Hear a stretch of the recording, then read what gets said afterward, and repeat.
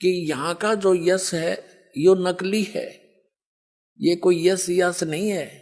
जैसे अभी आपको बताया कोई राजनेता था, उसका स्टैच्यू बना रखा है, वो कितना कुत्ता कौवा बनकर अपने सटोची में मूत रहा है और वहां उसकी पूजा हो रही है। वो खाक स्टैच्यू, खाक यश हुआ उसका, ते कितने गीत गाए जाओ, उसकी तो ब्रांड मैटी हो रही जीव की।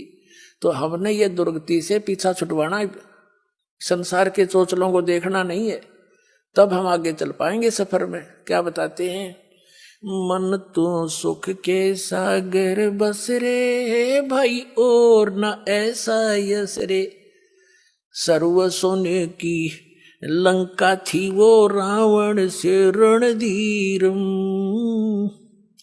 सर्व सोने की लंका थी भाई रावण से रणधीरम, एक पलक में राज विराजियो जम के पड़े जंजीर में, मन तू सुख के सागर बस रे भाई और न ऐसा यस रे।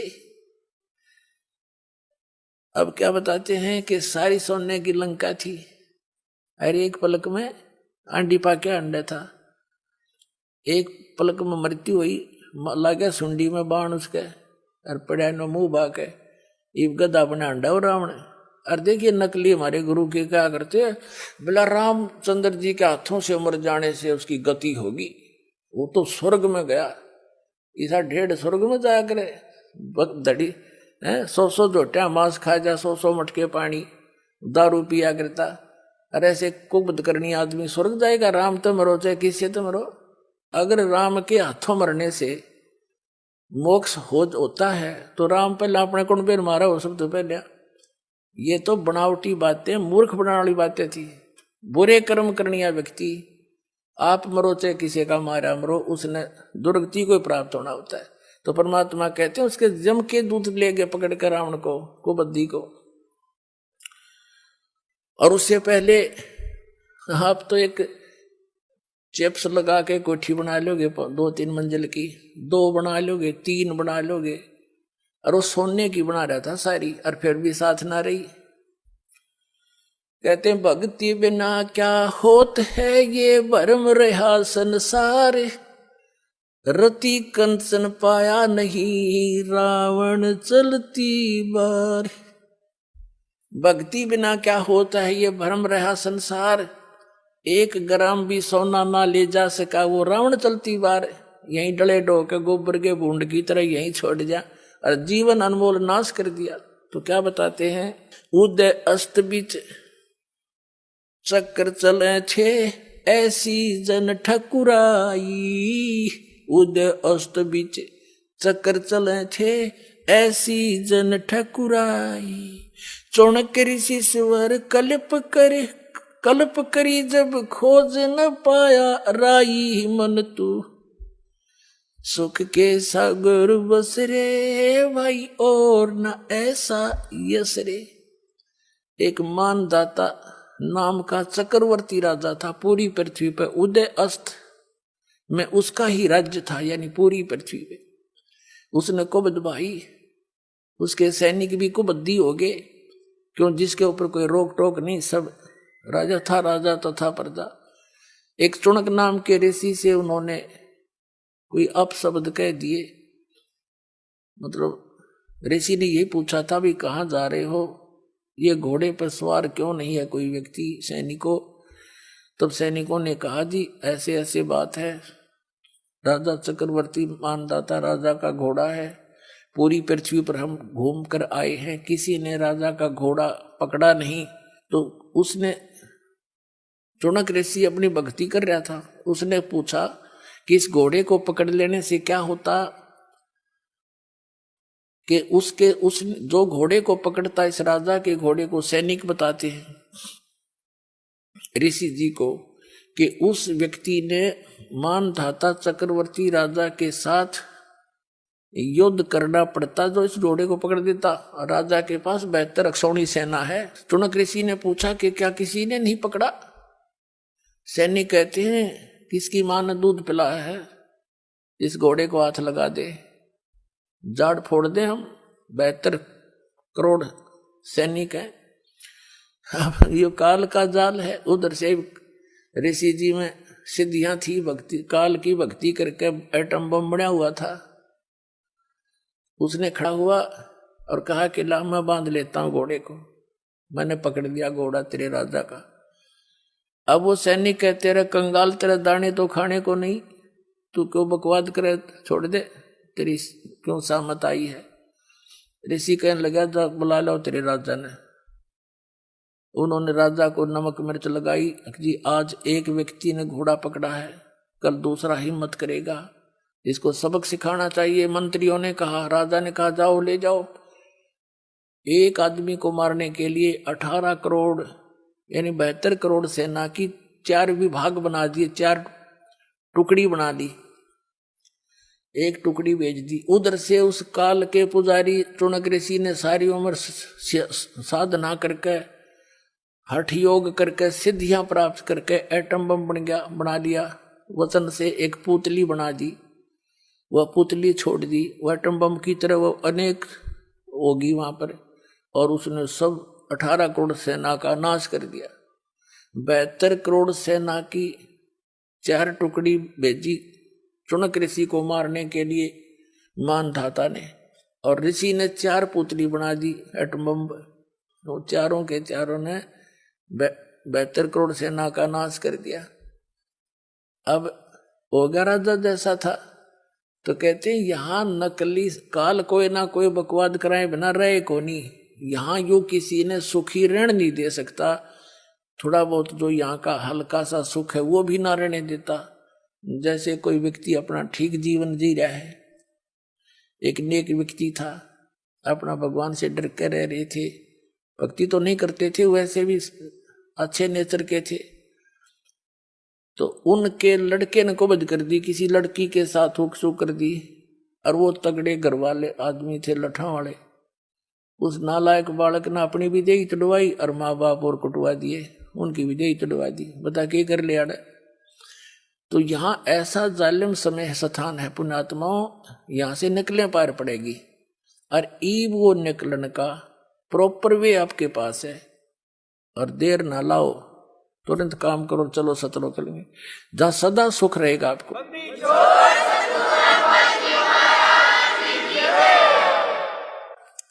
अब क्या बताते हैं, उदय अस्त बीच चक्कर चले थे, मन तू सुख के सागर बस रे भाई, और न ऐसा यस रे।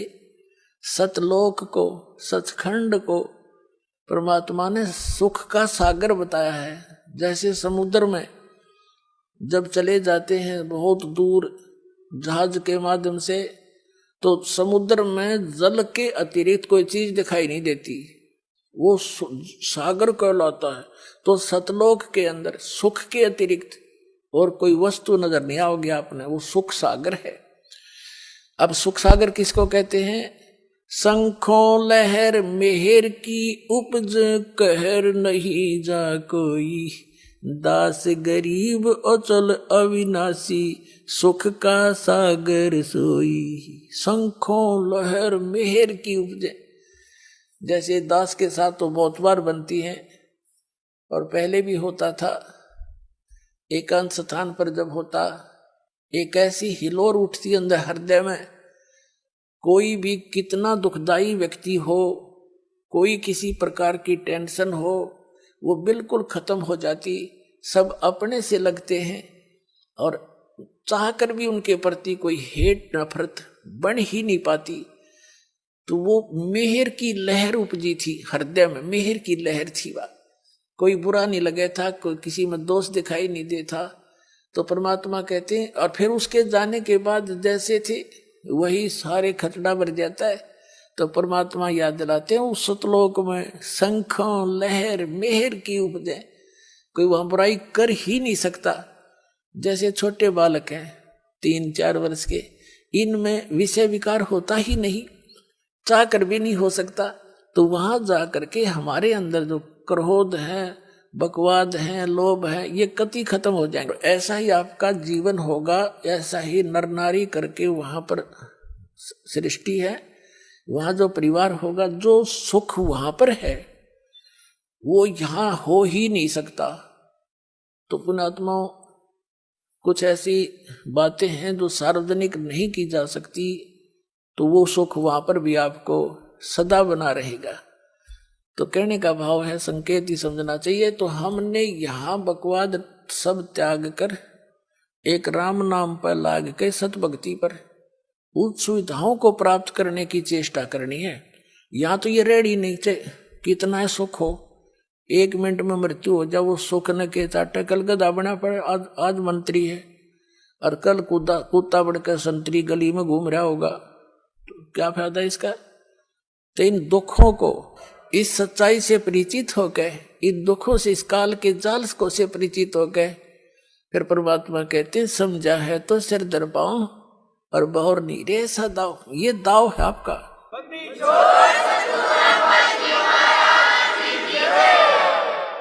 कहते समझा है तो सिर धर पाऊं और बहुर नीरे ऐसा दाव। सिर पर पांव रखना, पूरी स्पीड तो भागना। जैसे आदमी कोई पीछे कोई आपत्ति हो, जैसे पागल कुत्ता देख ले को तेरी तरफ भाग रहा है और वो स्पीड खींच ले, तो उस तो डबल स्पीड तो भागे पार पड़े उस तो बचने के लिए, या ऐसी जगह पर पहुंचे जहां उसकी रेंज ना हो।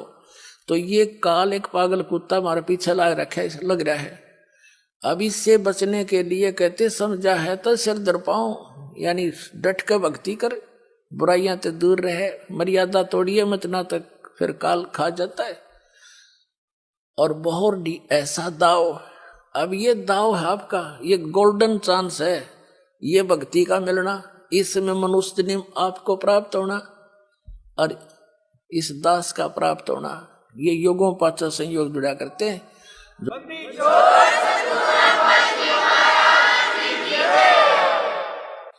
तो क्या बताते हैं, उदय अस्त बीच चक्कर चले थे, ऐसी जन ठकुराई। उदय अस्त बीच चक्कर चले थे, ऐसी जन ठकुराई। चुणक ऋषि स्वर कल्प करी, जब खोज न पाया राई। मन तू सुख के सागर बस रे, भाई और न ऐसा यस रे। फिर बताते हैं, भाई दुर्योधन से राजा होते संग एकोतर भाई। दुर्योधन से राजा होते संग इकोतर भाई। 11 अक्षौणी संग चले थी, देही गीद न खाई। मन तू सुख के सागर बस रे, भाई और न ऐसा यस रे। भाई 60,000 सगड़ के होते, कपिल मुनि सुवर खाए। 60,000 सगड़ के होते, कपिल मुनि सुवर खाए। एक सपुत्र उत्तान पात का, परमात्म पद पाए। मन तू सुख के सागर बस रे, भाई और न ऐसा यस रे। कबीर साहब कहते हैं, या तो माता भगत जन, या दाता या सूरी, ना तो रह ले बांजड़ी, क्यों व्यर्थ गवावे नूरी। कबीर साहब कहते हैं, कह तो माँ भगत जन संत पैदा करे, या दानवीर पैदा करे, दानी दाता, और या सूरवीर हो, ना तो कहते हैं इस ताची बांझ बली, क्यों व्यर्थ गवावे नूर, अपने शरीर का भी नाश क्यों करे ये कूतरू पाड़ पाड़ के। अब कहने का भाव ये है, जैसे 60,000 सगड़ के, राजा सगड़ के 60,000 उसने पुत्र मांगे, पुत्र ना थे। एक तपस्वी था, उसकी उसने साधना की, उसने उसको 60,000 पुत्र दे दिए। अब देखो पुण्यात्माओं, वो तपस्वी कुछ नहीं दे सका था, उसने अपने कई जन्मा का कोटा उनको दान कर दिया। अब वो कभी जन्म हो मनुष्य का होगा उसका, तो वो निसंतान मरेगा और दुनिया के ताने सह सह करके वो अपना जीवन व्यतीत करेगा। इस काल के जाल को कबीर साहब के अतिरिक्त या उन महापुरुषों के अतिरिक्त जिनको मिले थे और उनके द्वारा अमृतवाणी कोड वर्डों में है, उसको तो आप समाज समझ नहीं सका। इस दास को बुद्धि दी कबीर भगवान ने, तो सारे ज्ञान को समझा के निर्णय कर रहा है आपके सामने कि ऐसी दुर्गति होती है। हम सोचो उसने पुत्र दे दिया, उसने तो अपना सारा कोटा नाश कर लिया, क्यों भक्ति का आदमी तो था ही नहीं, जब डले ढोरा तपस्या करता था। उसके अपने भूत भविष्य के सारे वो उसने द्वार बंद कर लिए। जो यहाँ की मर्यादा, यहाँ के लोक में एक बहुत उत्तम बात मानी जाती है पुत्र हो, और कुछ सतयुग त्रेता द्वापर और कलयुग के कुछ अंश तक ये एक दंत कथा लोक वेद बना रखा था इन नकली संतों ऋषि आचार्यों में, शंकराचार्यों और गुरुओं ने, कि भाई जिसका संतान ना हो ना पुत्र ना हो उसका तो मुंह भी ना देखे सुबह सुबह।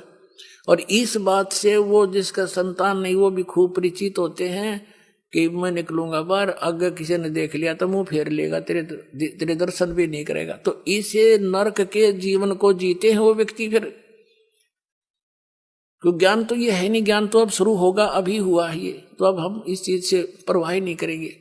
तो वो जीवन जिसने 60,000 पुत्र उसको वरदान कर दिया, उसने अपने 60,000 जन्मा की किल्ली द्वार बंद कर लिया, नो भुगत का मरेगा ऐसे दुख तान्य सह कर। अब बात यह है कहने का, जो दास बताना चाहता है कि 60,000 सगड़ के होते कपिल मुनीश्वर खाए, एक सपुत्र उतान पात का परमात्म पद पाए, मन तू सुख के सागर बस रे भाई और न ऐसा यस रे। अब या तो माता भगत जने, या दानी दाता, या सूर, ना तो बांझ भली क्यों व्यर्थ गंवावे नूर। जैसे क्या बताते हैं, 60,000 राजा सगड़ के 60,000 पुत्र थे, फूला नहीं समावे काख पीटे। उन्होंने ऐसी क्रिया शुरू कर दी, ये गलत गाइड करने वाले व्यक्ति भी कहते हैं नीम हकीम खतराए जान। तो ये लंबी कहानी बन जाएगी, मैं सिर्फ इतना बताना चाहता हूं कि 60,000 सगड़ के पुत्रों ने, किसी ने उनको बता दिया कि एक तालाब बना दे छोटा सा, एक कुई बनवा दे, एक बगीची लगा दे, उसको एक यज्ञ जितना, अश्वमेघ यज्ञ जितना पुण्य बनता है। तो राजा सगड़ ने सब पुत्रों से कहा, उसने सोचा ये दाढ़ की दाढ़ बैठी या काम लाग जाके मैं इनके पुण्य बने। अब उन्होंने सारी पृथ्वी पर जगह जगह फैल गए और वो लगे खड्डे खोदन, तालाब बना दिया, कुई खोद दी, बगीची ला दी, फिर आगे चलो। अब एक घोड़ा रख लिया उन्होंने, एक घोड़ा रखते थे खुला, उस पे लिख दिया था कि हमारे कार्य में कोई बाधा करे तो इस घोड़े को पकड़ दे फिर युद्ध करे। अब पृथ्वी का एक देवी होती है जो इसकी कंट्रोलर है, यह मिट्टी नहीं, इसका एक देव है जिसके अंतर्गत ये आती है। तो उस पृथ्वी को देवी को चिंता हुई कि इसको सारी में खड्डे खोद देंगे तो इसमें खाओ कमाओ कैसे की जनता। विष्णु जी के पास गई एक गाय रूप बना के, गाय का मतलब है ऐसा है, और शरीफ पशु के रूप में। तब उससे कहा कि भगवान मैं तो जलावतन कर दी, क्या बात होगी, किसने कर दी कि 60,000 पुत्र हैं सगड़ राजा के, उनका शरण उठ रही है, उनकी धुन लग रही है, जगह जगह खड्डे खोद दिए, जनता के खावेगी आपको। या तो मेरा जो स्थान है वो कमाने खाने के लिए बोने के लिए नहीं रहेगा। तो उसने विष्णु जी ने कहा कि जा करता हूं तेरे इसका यत्न। उसने इंद्र को टेलीफोन कर दिया, इंद्र को, इंद्र से कहा, स्वर्ग का राजा इंद्र, और इंद्र को ये चिंता बनी रहती है कि तेरे शासन काल में यदि कोई यज्ञ धर्म करके इतनी पुण्य ना कर ले जिसे इंद्र की पदवी उसको दे दी जाती है, इंद्र को पदरहित कर दिया जाता है। इंद्र को कहा भगवान विष्णु ने कि इंद्र कहाँ सोया पड़ा है तू, पृथ्वी लोक पर ऐसे ऐसे चल रहा है, तेरी गद्दी को खतरा है। इंद्र ने क्या किया, रात्रि में सगड़ के सारे पुत्र सारा दिन कस्सी बजाई, पड़ के सो गए, घोड़ा बंध रहा था वृक्ष के। इंद्र के स्वर्ग से आए 2 दूत, उन्होंने वो घोड़ा खोल के, एक कपिल मुनि नाम के ऋषि थे, वो बैठे बैठे तपस्या कर रहे थे और उसकी पलकें जो हैं जमीन पर टिक गई थी। इतनी वर्ष की साधना हो गई थी, उसकी पलकें इतनी लंबी बढ़ गई थी, जमीन पर टिकी हुई थी। अब उन हलकारों ने, इंद्र के दूतों ने, अनुचरों ने वो घोड़ा खोल कर कपिल मुनि की जांग का बांध दिया। पतली पतली टांग हो रही थी, जैसे वृक्ष की जड़ जमीन तबार दिख जाए, उनमें जगह होती है नो, उसका बांध दिया टांग का घोड़ा। अब सुबह राजा वो सगड़ के पुत्र उठे, सभी उन्हें घोड़ा नहीं पाया। घोड़े की पद चिन्हों से देखते देखते वहां पहुंचे, घोड़ा बंध रहा है कपिल मुनि की जांग के। तो उन्होंने जाकर उस ऋषि के भाले, ये नोकीले भाले लाए दोनों तरफ नो। उन्हें तब अभिमान भार्या था। राजा ऋषि का होया दर्द, किसने के उसने पलक ठा के देखी क्रोध में, क्योंकि दर्द होया उसके, ये बाड़ो आंगली मार दे जब दर्द हो। उन्होंने न्यू करया, अग्नि बाण छूटे उसमें तो ऋषि की आंखों में तो क्रोध से, और 60,000 सगड़ के वही खत्म कर दिया पुत्र। अब परमात्मा कहते हैं अब यहाँ के यश हुआ, ये 60,000 पुत्रों की होने की काख पिटी थी, अब सगड़ मारे टक्कर रोन लाग रहा, पड़ा पड़ा है मेरे पुत्र मर गए। और उधर से ये काल की पुजारी है, कबीर साहब ने हर तरह का ज्ञान दिया है। क्या कहते हैं कि 72 अक्षौणी क्षय करी, ये चुन के ऋषिश्वर एक, दे धारे जोरा फिरे, ये सभी काल के बेखे।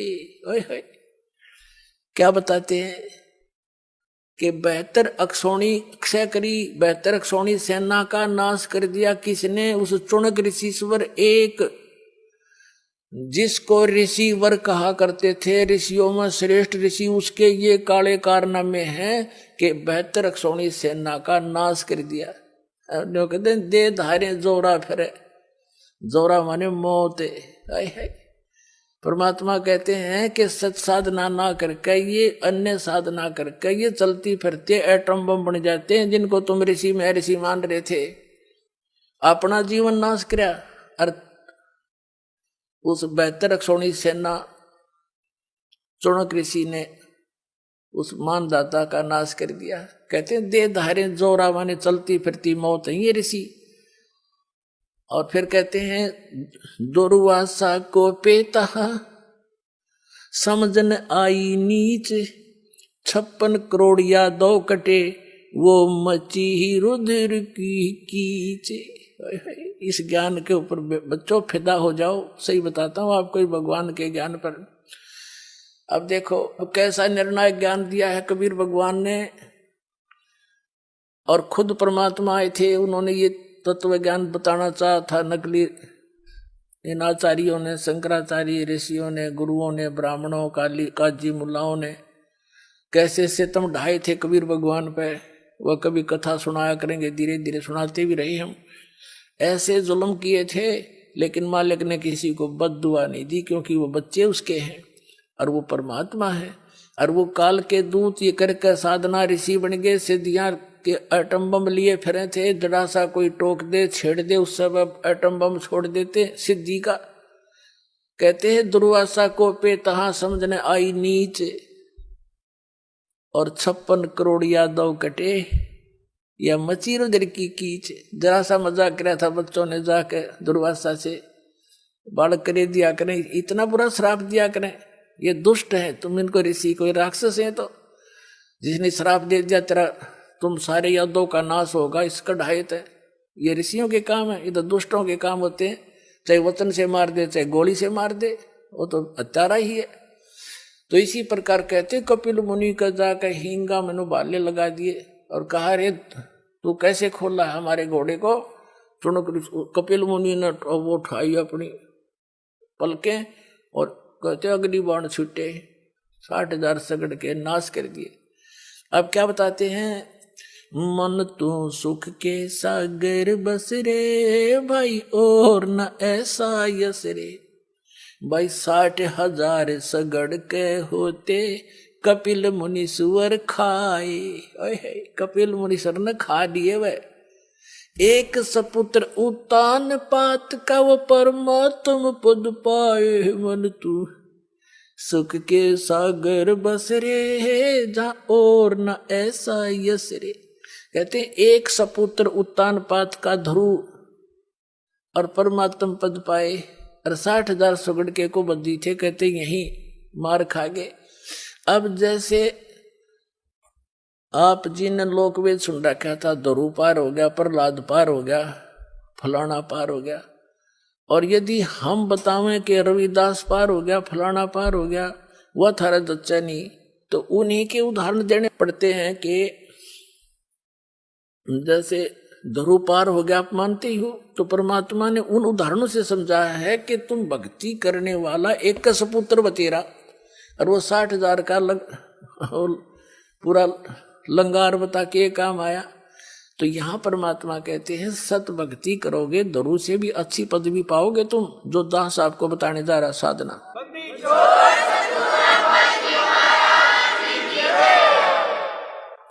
तो उसकी तुलना करते हुए कहते हैं कह तो माता भगत जने और या दानी दाता या सूरवीर होता है, वो ना तो अत्याचार करया करे और ना किसी के कहने ते किसी को सताया करे।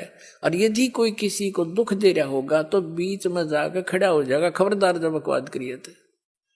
तो कहने का भाव ये है दूसरे के दुख में दुखी सूरवीर हुआ करते हैं और कुरीतियों का विरोध वही लड़ा करते हैं, अत्याचारों के सामना वही क्या करते हैं। तो इसे तो आदमियों की भी हो सकता। और कहते ना तो माता बांध रह ले वो अच्छी, अपना शरीर का नाश भी क्यों करे, कुतरू पाड़ के, जो ना भगत हो और ना कोई दान धर्म करने वाला हो और ना कोई सूरवीर हो। कहते फिर वो तो वैसे ही है, बस काम चलाओ सरकार। तो क्या बताते हैं, दुर्योधन से राजा होते संग इकोतर भाई। अब दुर्योधन राजा 101 भाई थे, एक से एक बलशाली, और 11 सोनी सेना साथ चले थी। अंडी पाक रहा था, गीद भी दे ही नहीं खा सकी क्योंकि उसकी मां की दृष्टि से वो पत्थर का हो गया था। इतना भी पुण्य नहीं ले सका, कोई पक्षी पशु खाकर उसको दुआ दे देता, इतना कर्महीन बन गया था वो। कहते राम नाम प्रहलाद पढ़े थे अरना कुछ नहीं भाए। राम नाम प्रहलाद पढ़े थे अरना कुछ नहीं भाए। नरसिंह रूप धरे नारायण खम्भ पाड़ के आए मन तू। सुख के सागर बस रे भाई और न ऐसा यस रे। पुणात्माओं, जो अमर कथाएं हैं वो आप तक पहुंची ही नहीं है। ध्रुव और प्रहलाद की ही एक साख लेकर भगवान आपको भक्ति बताना चाहा है, क्योंकि आप इनको मुक्त मानते रहे हो। वैसे ना ध्रुव पार हुआ है ना प्रहलाद पार हुआ है। पार होने का तो टाइम में ही आया है, तीनों चौथा युग में। और ईब सारे पार हो गए, सत साधना होगी और आपका मोक्ष होगा, आपका परिवार भी सुखी रहेगा। फिर क्या बताते हैं, नामदेव नाम निरंजन राते जाकी छान छवाई। एक पलक में देवल फेरा वह मृतक गऊ जवाई। वन तू सुख के सागर बस रे भाई और न ऐसा यस रे। भाई काशीपुरी कबीरा होते ताही लखोरे भाई। काशीपुरी कबीरा होते ताही लखोरे भाई। बन के 100 बनजारा उतरे 9 लाख बालद आई। मन तू सुख के सागर बस रे भाई और न ऐसा यस रे। भाई कनक जनेऊ कंद दिखाया भक्ति करी रविदासा। कनक जनेऊ, कनक माने सोने का, स्वर्ण का। कनक जनेऊ कंद, कनक जनेऊ कंद दिखाया भक्ति करी रविदासा। दास गरीब कौन गत पावे, वो मगर मुक्ति बिलासा मन तू। सुख के सागर बस रे भाई और न ऐसा यस रे।